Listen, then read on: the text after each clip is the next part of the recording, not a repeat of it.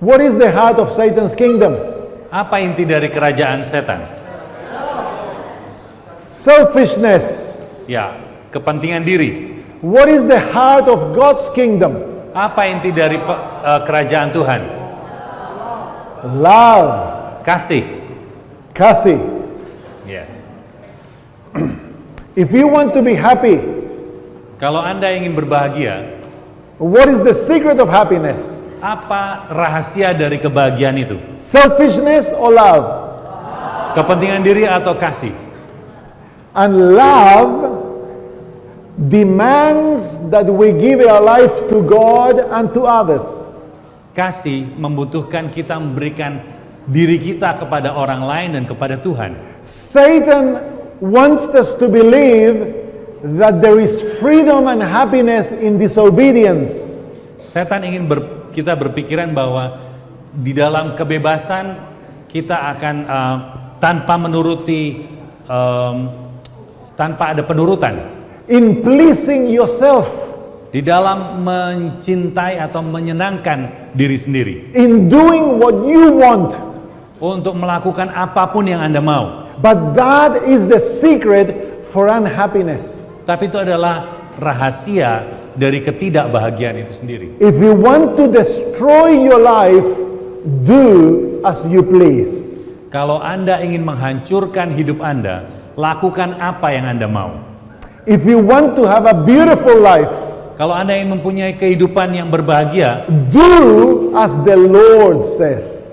Lakukan apa yang Tuhan perintahkan. You must love the Lord with all your mind. Anda harus mengasihi Tuhan dengan seluruh pikiran kita. With all your heart. Dengan seluruh hati kita. With all your soul. Dengan seluruh jiwa kita. And with all your strength. Dan seluruh kekuatan kita. And your neighbor as yourself. Dan nanti tetanggamu akan bertanya kepada Anda. Then you will be truly happy. Dan Anda akan sungguh-sungguh menikmati kebahagiaan itu. Success. Kesuksesan is living a life according to the will of God. Kesuksesan adalah hidup sesuai dengan apa yang Tuhan inginkan. Amen. Amin. If God calls you to be a doctor, kalau Tuhan menyuruh Anda untuk menjadi seorang dokter, and you serve Him as a doctor, dan Anda melayani sebagai seorang you are dokter, successful. maka Anda adalah seorang yang sukses. Because obedience to the will of God is success. Karena penurutan kepada perintah Tuhan adalah kesuksesan itu sendiri. If God calls you to be a shoemaker, kalau Tuhan menyuruh Anda untuk menjadi seorang pembuat sepatu, and as a shoemaker you obey the Lord, dan sebagai seorang pembuat sepatu Anda mematuhi Tuhan, you are successful in life. Maka Anda adalah seorang yang sukses dalam hidup. Riches do not determine success. Karena kekayaan bukan berarti kesuksesan. Fame is not the measure of success. Kepopuleran atau ketenaran tidak berarti itu adalah kesuksesan. Submission to the will of God is success. Penurutan kepada perintah Allah itu adalah kesuksesan. Amen. Amen. And so aim your life, young people. Jadi letakkan tujuan Anda orang-orang muda. To walk with Jesus. Untuk berjalan bersama dengan Yesus. Until the end. Sampai pada akhirnya. Amen. Amen. Let nothing or no one separate you from Jesus Christ. Jangan biarkan sesuatu atau seseorang memisahkan Anda dari Yesus. This evening I'd like us to come to the book of Mark. Pada malam hari ini kita akan membahas buku Markus. How many of you have your Bibles? Berapa di antara kita memiliki Alkitab? Can I see them? Bolehkah saya melihatnya? I have mine. Saya punya saya. Aaron has his. Saya punya. Wonderful. Mark chapter 10. Kita buka di dalam Markus pasal yang ke-10. There we find the story of a young man. Di situ kita akan melihat cerita tentang seorang muda. Verses 17 through to verse 22. Ayat 17 sampai ayat yang ke-22. Pada waktu Yesus berangkat untuk meneruskan perjalanannya, datanglah seorang berlari-lari mendapatkan dia dan sambil bertelut di hadapannya, ia bertanya, "Guru yang baik, apa yang harus kuperbuat untuk memperoleh hidup yang kekal?" Jawab Yesus, "Mengapa kau katakan aku baik? Tak seorang pun yang baik selain daripada Allah saja. Engkau tentu mengetahui segala perintah Allah, jangan membunuh, jangan berzinah, jangan mencuri, jangan mengucapkan saksi dusta, jangan mengurangi hak orang, hormatilah ayahmu dan ibumu." Lalu kata orang itu kepadanya, "Guru, semuanya itu telah kuturuti sejak masa mudaku." Tapi Yesus memandang dia dan menaruh kasih kepadanya, lalu berkata kepadanya, "Hanya satu lagi kekuranganmu. Pergilah, jualah apa yang kau miliki dan berikanlah itu kepada orang-orang miskin, maka engkau akan beroleh harta di surga. Kemudian datanglah kemari dan ikutlah aku." Mendengar perkataan itu ia menjadi kecewa, lalu pergi dengan sedih sebab banyak hartanya. A young man, Seorang muda, like some of you here, seperti beberapa dari antara di sini, di antara saudara di sini. he is drawn to Jesus. Dia datang mendekat kepada Yesus. A young man that wants to have eternal life. Seorang muda yang menginginkan kehidupan yang kekal. A young man that every church would love to have. Seorang muda yang diinginkan oleh setiap gereja. This was a young man that loved the Lord. Dia adalah seorang muda yang mengasihi Tuhan. A young man that seemed good in the eyes of the community and his family and his church. Orang muda yang kelihatan baik di antara kalangan keluarga, orang-orang di sekitarnya, bahkan gereja. This was not a young man that drank alcohol and went out with girls. Dia bukanlah seorang pemuda yang suka minum alkohol dan bergaul dengan wanita-wanita. This was a good young man. Dia adalah seorang pemuda yang baik. True? Benar? Yes? Ya. And yet he was lost. Tapi dia juga hilang. Why? Mengapa? We do not know his name. Kita tidak tahu namanya. He comes into the picture, Dia datang meets Jesus, bertemu dengan Yesus, and then he is gone and we never hear of him ever again. tetapi setelah itu dia pergi dan kita tidak pernah mendengarnya lagi. A young man that was deceived about himself. Seorang pemuda yang telah tertipu terhadap dirinya He sendiri. comes to Jesus and says, "Good master." Dia datang kepada Yesus dan mengatakan, "Tuhan yang baik." And that is the first thing Jesus tackles him, confronts him. He says, "Why do you call me good?" Pertama kali Yesus bertemu dengan dia, Yesus katakan, "Mengapa engkau mengatakan aku yang baik?" There is none good, Tidak ada yang baik, only God. hanya Tuhan. Now I ask you, dear friends, if Jesus, who was good, did not consider himself good, Kalau Yesus yang pernah atau telah menjadi baik tidak menganggap dirinya baik, because he was carrying upon himself our nature, karena Yesus telah membawa di dalam dirinya alamiah. how can this young man think that he is good? Bagaimana mungkin orang muda ini berpikir bahwa dia adalah orang yang baik? And Jesus says, "You know the commandments." Yesus katakan, engkau tahu perintah-perintah Tuhan. And then he mentions some of the commandments to the young man. Lalu Yesus menyebutkan beberapa perintah Tuhan kepada orang muda itu. And the young man says to Jesus, Dan orang muda itu berkata kepada Yesus, "All those things I have kept since my youth." semua perintah itu sudah kupelihara sejak aku muda. Can you hear that statement? Apakah Anda dapat mendengar pernyataan itu? I have kept. Saya telah memeliharanya. It sounds like another being Itu seperti satu makhluk yang lain that many years earlier yang bertahun-tahun yang lalu had said, I, yang mengatakan saya. So could it be that this young man, Apakah mungkin orang muda ini, though he appeared to keep the commandments, walaupun kelihatannya memelihara hukum itu, he had really never kept them? Dia sungguh-sungguh tidak pernah memelihara hukum itu. Because he is controlled by selfishness and not love. Karena dia dikontrol oleh kepentingan diri dan bukan. I have kept them. Saya telah memeliharanya. I'm a good person Saya orang yang baik because I am obedient. karena saya sudah menurut. I have never violated the law. Saya tidak pernah melanggar hukum-hukum itu. I deserve eternal life. Saya berhak untuk memiliki hidup yang kekal. Saya, Is at the center.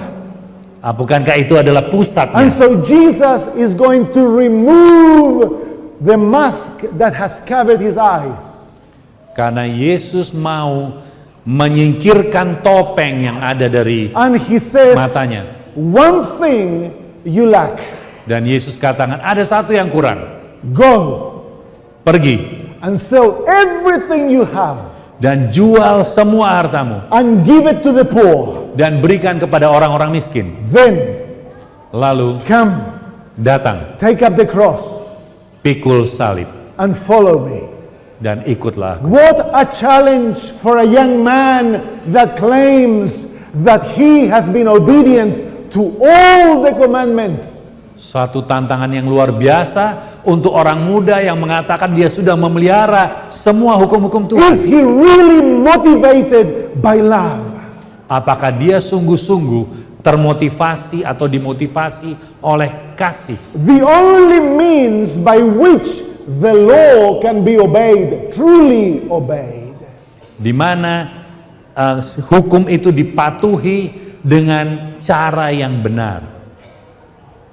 Take everything you have, sell Ambil it, semua yang kamu miliki, jual and give it to the poor. dan berikan kepada mereka yang miskin. Does he love his neighbor Apakah dia mengasihi tetangganya as himself? sebagaimana dirinya sendiri? Will he put the happiness of the poor before his own well-being?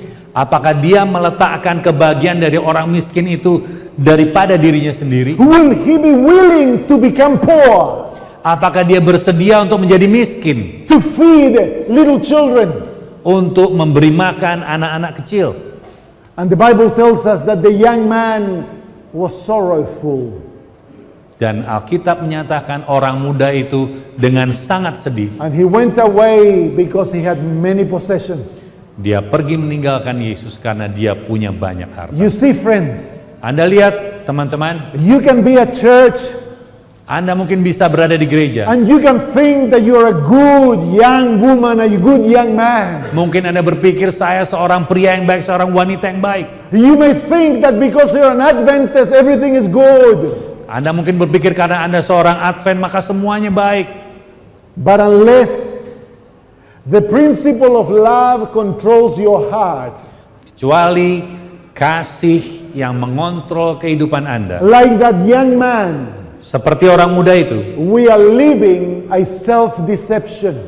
kita sedang hidup di dalam penipuan terhadap diri sendiri. It is impossible Adalah tidak mungkin for self untuk diri to obey God's law, untuk mematuhi hukum-hukum Tuhan. because self is motivated by selfishness. Karena diri dimotivasi oleh kepentingan diri. The opposite principle of love Yang merupakan satu pertentangan atau lawan dari kasih itu. the one thing that the young man lacked Satu hal yang orang muda ini tidak miliki was love. adalah kasih.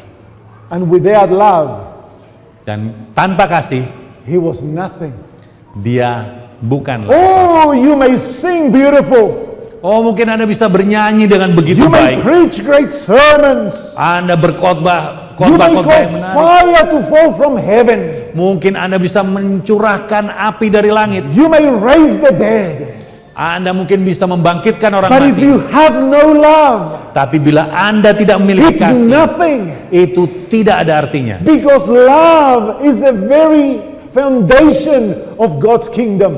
Karena kasih adalah pondasi dari kerajaan Kristus. It is the absolute necessity of all of us.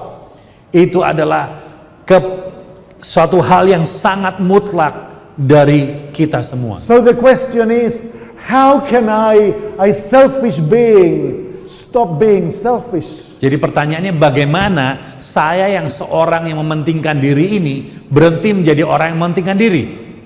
In what Jesus said to this young man, he actually gave him the formula.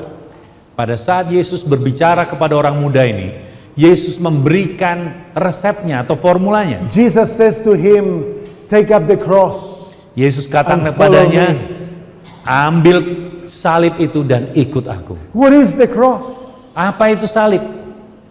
And why is it necessary to take up a cross to follow Jesus? Dan apa artinya dan apa pentingnya mengambil salib dan mengikut Yesus? And if you're not willing to take up the cross, you cannot follow Jesus. Dan kalau Anda tidak mau mengambil salib itu, mengangkat salib itu, Anda tidak dapat mengikuti Yesus. Tonight we're gonna study the cross and the yoke. Pada malam hari ini kita akan belajar tentang salib dan kuk. In the book of Matthew chapter 10, Di dalam buku Matius pasal yang ke-10, verse 38, Jesus says, ayat yang ke-38 Yesus katakan, barang siapa tidak memikul salibnya dan mengikut aku, ia tidak layak bagiku. so in order to follow Jesus, we must take up the cross. Jadi untuk mengikut Yesus kita harus mengambil dan memikul salib itu. This is the invitation of heaven to all of us. Ini adalah undangan dari surga kepada kita semua. In Matthew chapter 16, Di dalam Matius pasal yang ke-16, verse 24, Jesus says exactly the same. ayat yang ke-24 Yesus katakan hal yang sama.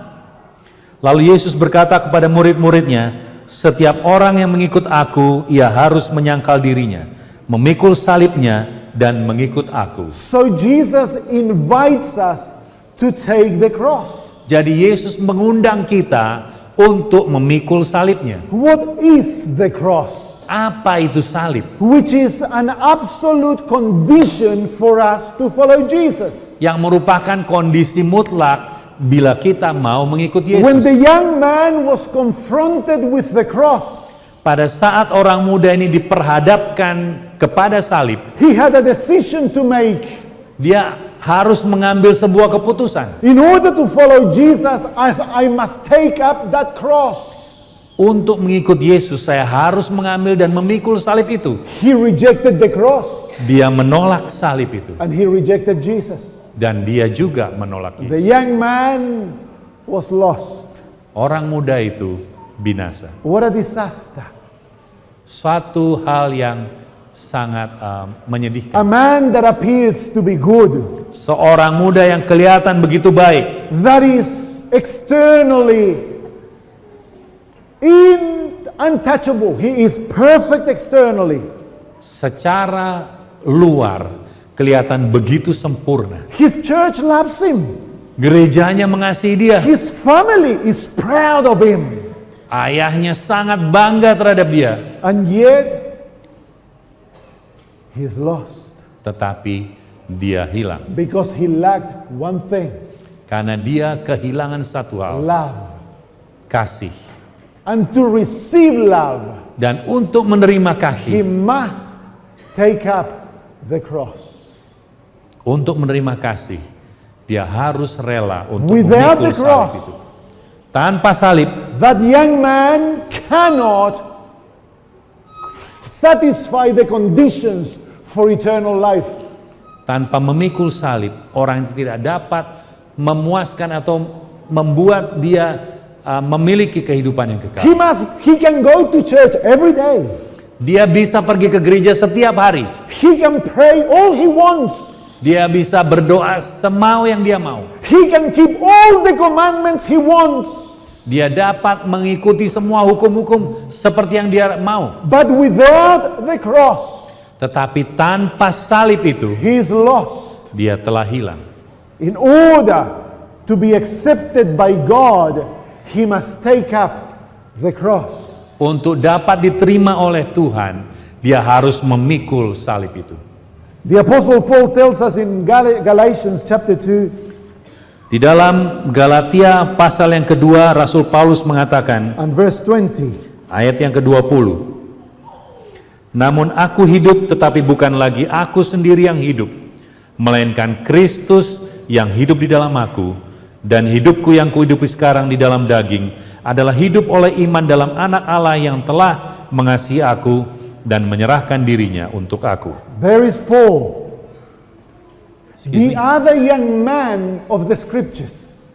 Ada orang muda yang lain di dalam Alkitab. Paul was also a ruler. He was young and he was rich.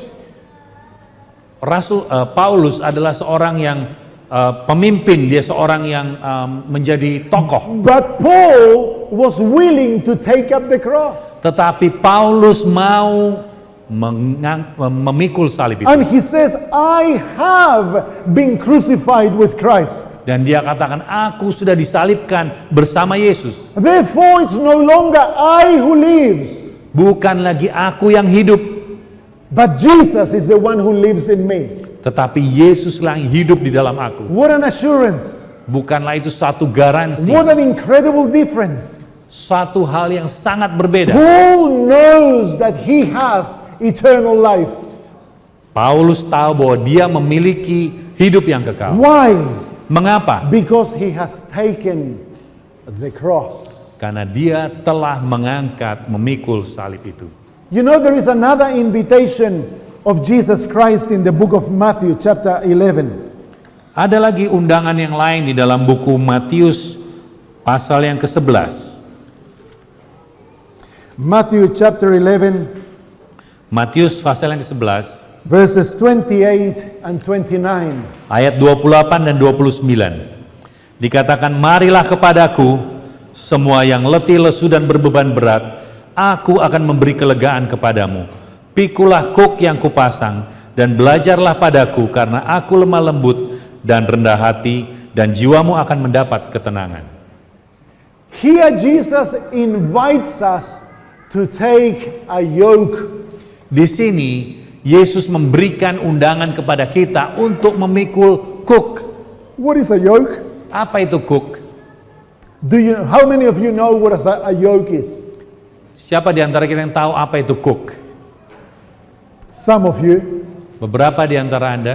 If you've ever been in a farm Kalau Anda adalah seorang petani, and you see maybe 2 water buffaloes, atau Anda pergi ke satu pertanian dan melihat ada 2 ekor kerbau, in order for 2 animals to work together, supaya 2 kerbau ini dapat bekerja bersama-sama, they must be put under a yoke. 2 kerbau ini harus dipakaikan kuk. The yoke is a pairing instrument. Jadi kuk ini adalah satu alat untuk membuat pairing, membuat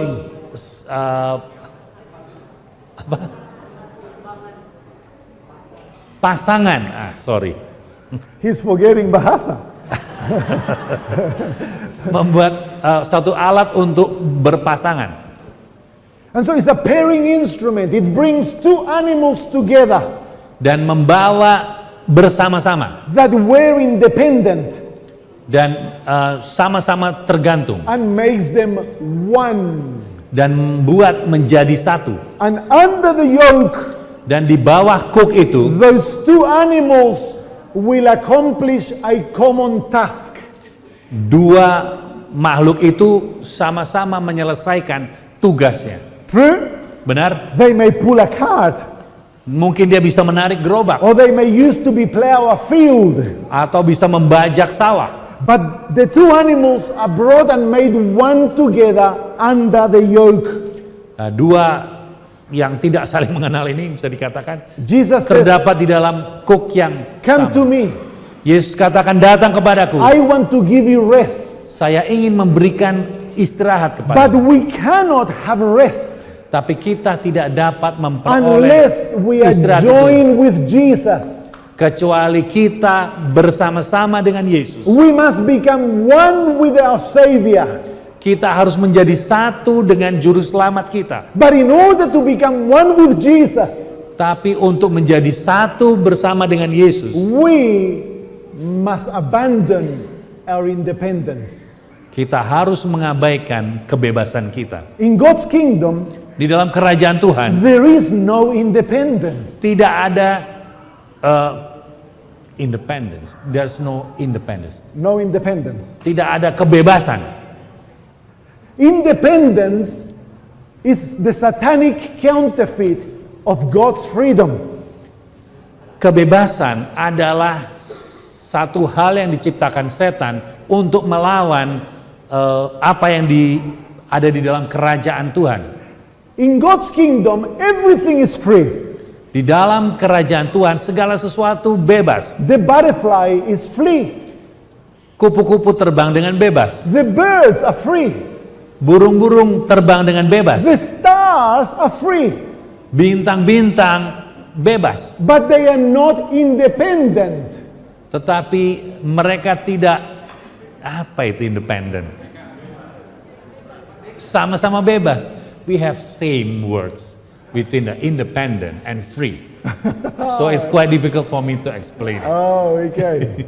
So it's the same word. Same word, ya, bebas. Oh, that's bad.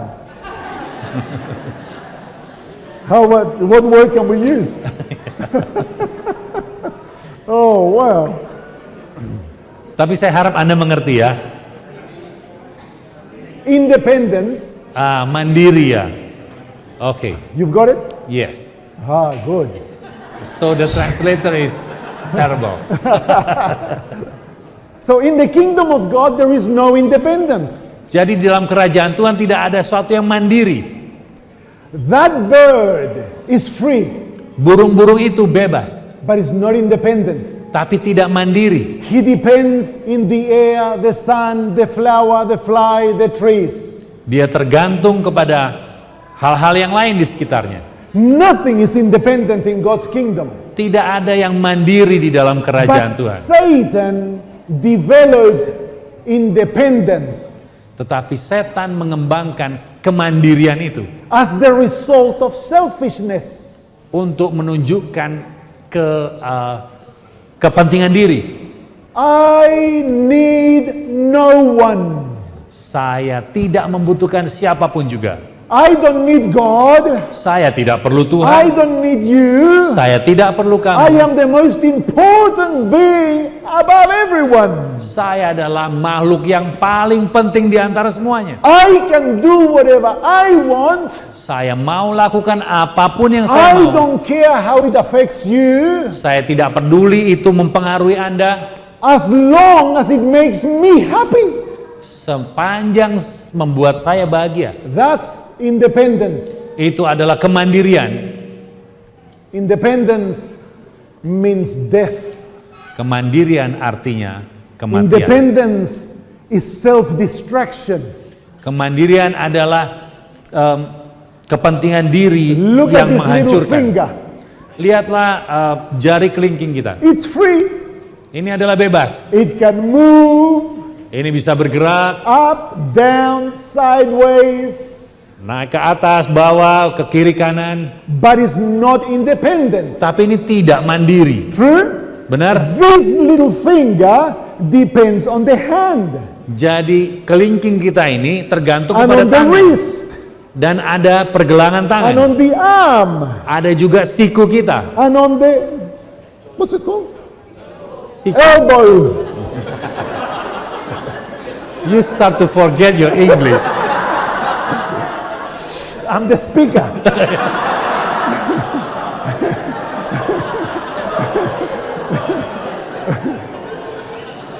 It depends, is dependent on the blood, the muscles, the nerves, the skin. Jadi kelingking kita ini tergantung dengan otot, dengan urat, dan juga dengan kulit. It depends on the heart, or depends on the bowels, it depends on the legs, it depends on the brain, the eyes, the mouth, the ears. This little finger is dependent on everything. Jadi kelingking kita ini berpengaruh, tergantung kepada semua anggota tubuh kita. What happens if this little finger says to the body, I don't need you? Bagaimana kalau kelingking kita katakan kepada jari-jari yang lain, saya tidak membutuhkan I'm kalian. going to do whatever I want. Saya mau melakukan apapun yang saya mau. I'll be free and happy without you. Saya akan menjadi bebas dan berbahagia tanpa kamu. And he goes, Lalu dia copot. and he goes, how long will this little finger live? Berapa lama kelingking kita yang dapat bertahan? Independence is death. Kemandirian adalah Is kematian. self-destruction. Adalah hal yang menghancurkan diri sendiri. Selfishness gives birth to independence. Independence is sure death. Karena kemandirian itu adalah kematian. You and I are naturally independent. Dan kita semua ini adalah saling bergantung. And so Jesus says, Yesus katakan, in order for me to save you, untuk menyelamatkan kamu, you must become one with me. kamu harus menjadi satu dengan aku. But in order to become one with me, Tapi untuk menjadi satu you dengan must aku, abandon your independence. kamu harus lupakan kemandirianmu. That's the yoke. Itu adalah kuk itu. Is the free willing decision that because I want Jesus, Itu adalah kebebasan memilih untuk mengikut Yesus. I want him above everything else. Saya mau dia menggantikan semua yang I lain. want to be one with him. Saya mau menjadi satu I dengan dia. will surrender and abandon my independence Dan saya mau menyerahkan kemandirian saya So dan that- mau menjadi tergantung kepada dia. so that he can teach me to be like him. Sehingga dia dapat mengajarkan aku Humble. menjadi seperti dia. Humble and lowly in heart. Menjadi rendah hati di dalam hati kita. The yoke Kuk itu demands a menginginkan turning away from yourself berbalik dari diri kita sendiri. and a willing, joyful surrender of who you are to Christ. Dan mau merelakan dengan sukacita mengikut dan menyerahkan diri kepada Kristus. What is the cross? Apa itu salib? The cross is an instrument of death.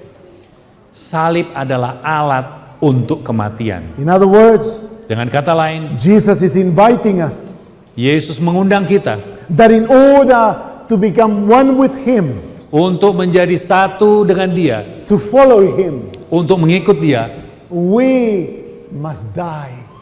kita harus mati. In the book of Romans chapter 6, the Apostle Paul speaks of this reality. Di dalam Roma pasal yang ke-6, Rasul Paulus membicarakan tentang realitas ini. Verses 2 through to verse 7 Roma 6 ayat yang kedua sampai yang ke-7. to verse 8. Sampai ke-8. Sekali-kali tidak, bukankah kita telah mati bagi dosa? Bagaimanakah kita masih dapat hidup di dalamnya? Atau tidak tahukah kamu bahwa kita semua yang telah dibaptis dalam Kristus telah dibaptis dalam kematiannya? Dengan demikian kita telah dikuburkan bersama-sama dengan dia oleh baptisan dalam kematian, supaya sama seperti Kristus telah dibangkitkan dari antara orang-orang mati oleh kemuliaan Bapa, demikian juga kita akan hidup dalam hidup yang baru. Sebab jika kita telah menjadi satu dengan apa yang sama dengan kematiannya, kita juga akan menjadi satu dengan apa yang sama dengan kebangkitannya. Karena kita tahu bahwa manusia lama kita telah turut disalibkan, supaya tubuh dosa kita hilang kuasanya, agar jangan kita menghambakan diri lagi kepada dosa. Sebab siapa yang telah mati, ia telah bebas dari dosa. Jadi, jika kita telah mati dengan Kristus, kita percaya bahwa kita akan hidup juga dengan Dia. So in order for me to have the fullness of Jesus, Dan supaya kita dapat memiliki kepenuhan Kristus, I must become one with him. saya harus menjadi satu dengan Dia. But in order to become one with him, there's 3 experiences. Tapi untuk menjadi satu dengan Dia dibutuhkan 3 pengalaman. I must join him in death. Saya harus mengikuti Dia atau bersama-sama dengan Dia dalam kematiannya. I must join him in burial. Saya harus menjadi satu dengan Dia di dalam And I penguburan. must join him in resurrection to a new life. Dan saya harus bersama-sama dengan dia bangkit untuk memiliki hidup yang baru. Baptisan is the burial. adalah penguburan. Baptism is a celebration of a death. Jadi baptisan adalah satu perayaan dari kematian. That's why we immerse a person in baptism. Jadi pada saat kita menguburkan atau menyelamkan orang dalam baptisan, Question, what is the only condition to bury someone? Anda harus tahu apa kondisi, satu-satunya kondisi kita dapat menguburkan seseorang. What is it? Apa itu?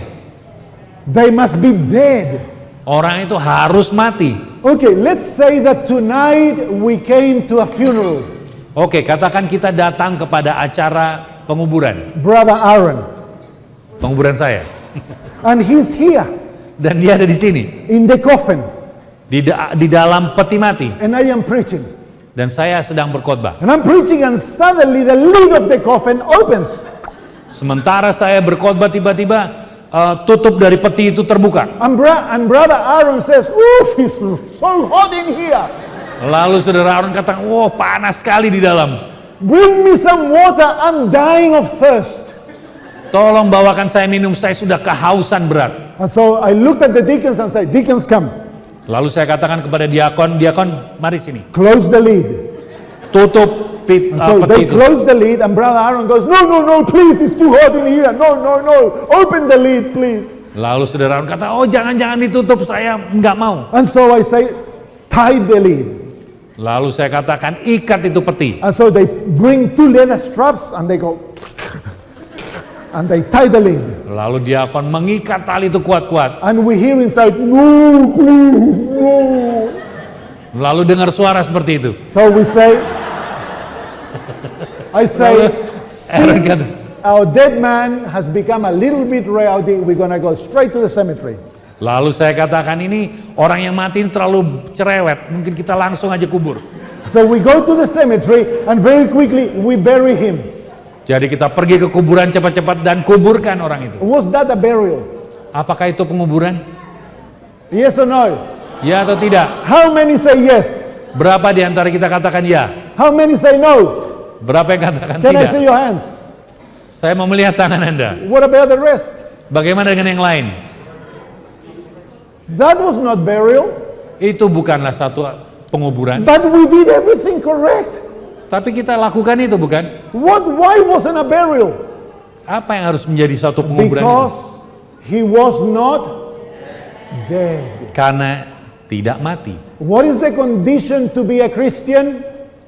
Apa kondisi untuk menjadi seorang Kristen? You must be joined with Jesus. Anda harus menjadi satu dengan Yesus. And you must join him in death, Anda harus menjadi satu dengan Yesus dalam in burial, kematian, di dalam penguburan, and in resurrection. dan di dalam kebangkitan. Why? Mengapa? Because that is the experience by which self is crucified. Karena disitulah pengalaman diri ini disalibkan. The invitation to be crucified with Christ is the invitation to die to ourselves. Undangan untuk mati dengan Kristus adalah undangan untuk mati terhadap diri. Without death, Tanpa kematian, there is no new life. tidak ada kehidupan baru. Without death, Tanpa kematian, you may claim to be a Christian, Anda mungkin bisa menyatakan diri Anda Kristen, but you are not. tetapi Anda bukan. Because selfishness still rules your soul. Karena kepentingan diri masih menjadi akar di dalam jiwa The Anda. love of self stands above everything else. Kecintaan akan diri berdiri di atas dari segalanya. And Jesus cannot save you. Dan Yesus tidak dapat menyelamatkan In Anda. order for Christ to save us, we must Supaya become one with him. kita dapat diselamatkan oleh Yesus, kita harus menjadi satu dengan Dia. And we become one with him in a threefold experience. Dan kita menjadi satu dengan Dia oleh 3 pengalaman ini. What are they? Apa itu? Death, burial, and resurrection. Penguburan dan kebangkitan. And in the new life, I no longer live for myself, Dan di dalam hidup yang baru, saya tidak hidup bagi diri saya sendiri, but I live for Christ tetapi saya hidup oleh and Yesus dan for others. untuk orang lain. At the cross, self dies. Di salib, diri ini And mati. God, through His Spirit, implants His love in your soul.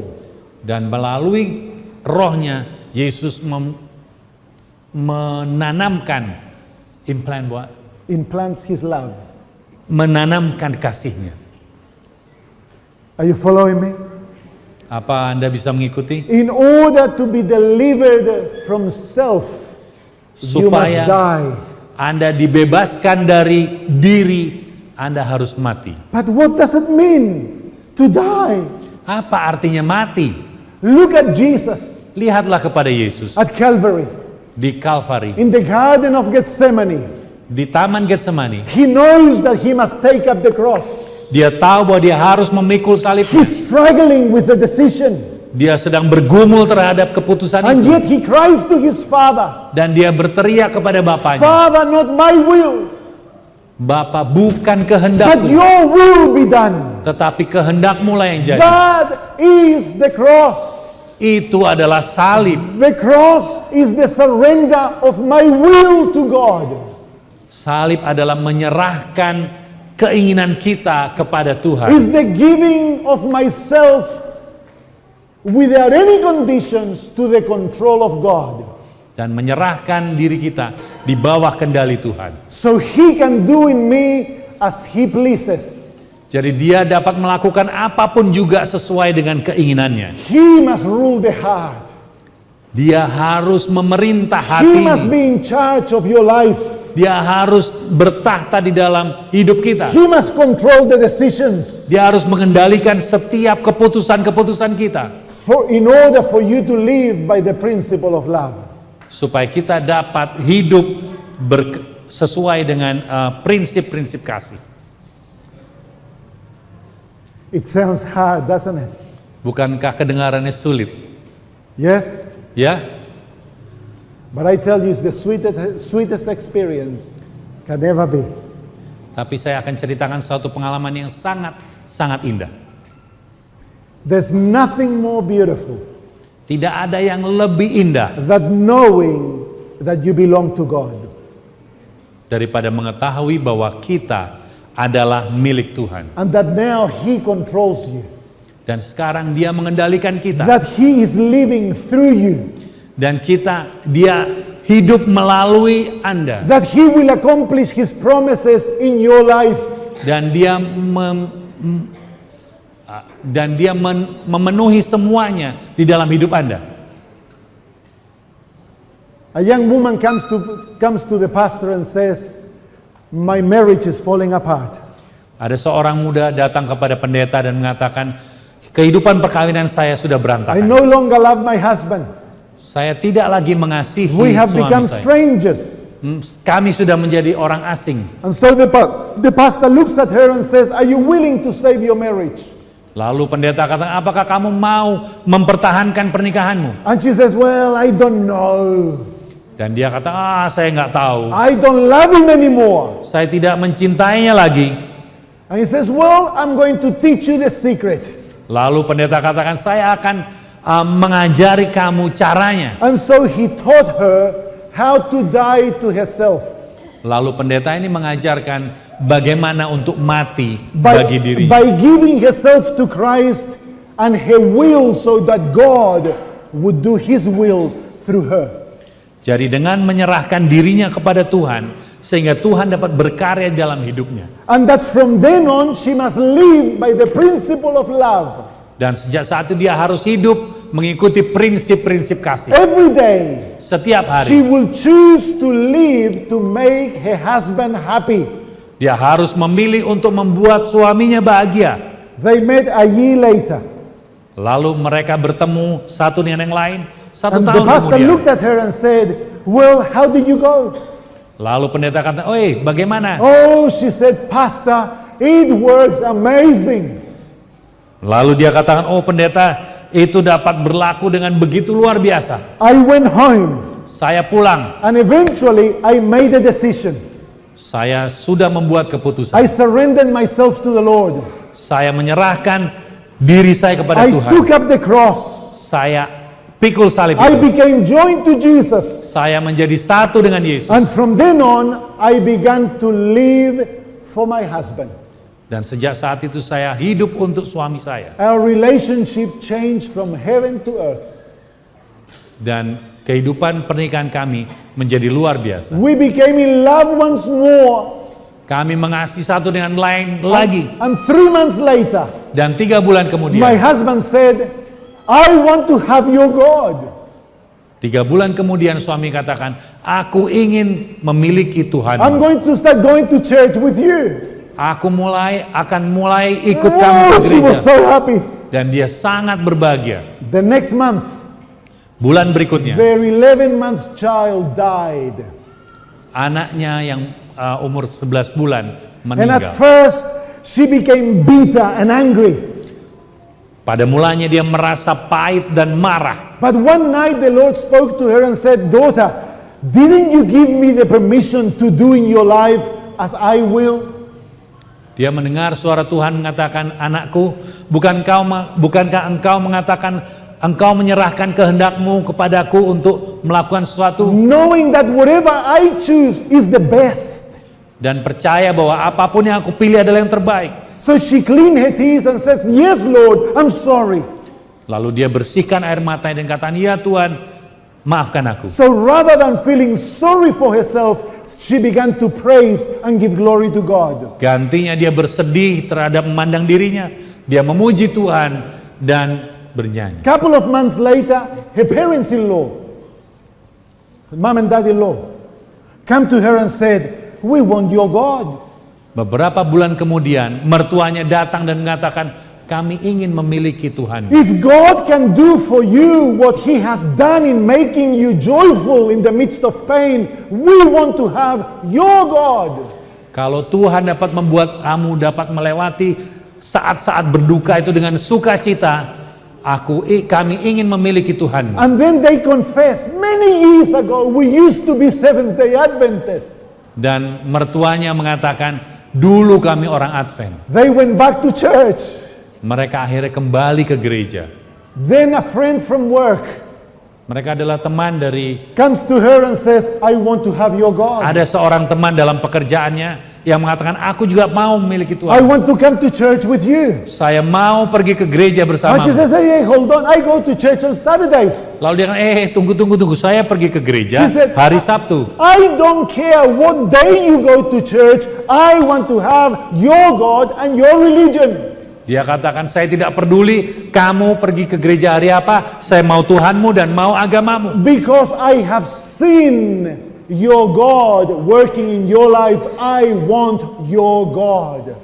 Karena saya melihat bagaimana Tuhan berkarya di dalam hidupmu, aku mau Tuhanmu. When God destroys self Kalau Tuhan menghancurkan diri and fills us with His love, dan memenuhi dengan kasih, and we begin to live no longer for ourselves, but we live for the glory of God and the happiness of others. dan kalau kita tidak lagi hidup untuk diri kita, tapi hidup untuk Dia Then- dan orang lain, Then and only then we are Christians. hanya itulah kita disebut Love your enemies. mencintai musuh-musuh, Bless those who curse you. orang yang suka mengkutuk Anda. Pray for those who persecute you and use you. Berdoa untuk mereka yang menganiaya, dan If your enemy is hungry, feed him. kalau orang yang If he's thirsty, give kalau him water dia to lapar drink. dikasih makanan, Do kalau not haus avenge dikasih minum. yourselves, beloved. Bless instead of cursing. Memberkati gantinya mengutuk. It's the principle of true Christianity. Itu adalah prinsip dari kekristenan yang But in sejati. order to have that, we need Jesus in our life. Tapi untuk memiliki hal itu, kita harus memiliki Yesus dalam And hidup in kita. order for Jesus to have Him in our life, we must come to Him. Supaya kita dapat memiliki Yesus dalam hidup kita, kita harus datang kepadanya. To become one with Him. Harus menjadi satu dengan Dia. And the first step Dan langkah pertama is the choice of dying. adalah pilihan untuk mati. The complete surrender Betul-betul penyerahan total of myself dari diri kita, to the control of God. dari kendali Tuhan. And I complete turning away from myself. Dan saya sungguh-sungguh berpaling dari diri saya. Now, like the rich young ruler, Sekarang seperti seorang muda yang kaya if itu, Jesus says, sell everything you have and give it to the poor, kalau Yesus katakan jual semua hartamu, berikan we kepada orang would more miskin, than gladly do it. kita lebih dari bersuka cita And then if he melakukannya. says, take up your cross Dan waktu Yesus katakan, pikulah and salibmu follow me, dan ikut saya, we would run to take the cross. kita akan lari untuk memikul Why? salib itu. Mengapa? Because we love Jesus. Karena kita mengasihi Yesus. Amen. Amin. And so tonight there is a cross Malam hari ini ada salib and there is a yoke, dan ada kuk, but you will only be willing to take them up if you love Jesus. Anda hanya dapat mau memikul itu kalau Anda mengasihi And I Yesus. want to ask you the question, Saya ingin bertanya kepada Anda how pertanyaan. much do you love Jesus? Berapa banyak Anda mengasihi Yesus? How much do you want him in your life? Berapa banyak Anda menginginkan dia di dalam kehidupan Anda? May the Lord bless you. Kiranya Tuhan berkati Let's Anda. pray. Mari kita berdoa. Our Father, Bapa, I pray for each one of us saya berdoa untuk setiap dari kami di sini. that you will fill us with the capacity to love you. Biarlah kami, Engkau mengisi kami dengan kapasitas untuk mengasihi Engkau. Reveal Jesus to our heart, dear Father. Dan memuliakan Tuhan dalam hidup kami. Give us an encounter with our Savior. Dan biarlah kami dapat memiliki waktu bertemu dengan May Juru each, Selamat kami. may each young person here Biarlah setiap orang muda di tempat ini have a personal encounter with their Savior, dapat memiliki waktu untuk bertemu secara pribadi dengan Engkau. that they may be willing to take up the cross Sehingga mereka memiliki kerinduan untuk memikul salib itu. and become one with their Savior. Dan menjadi satu dengan Juru Selamat mereka. Thank you, Lord. Terima kasih Tuhan. In Jesus' name, Di dalam nama Yesus. amen. Amin.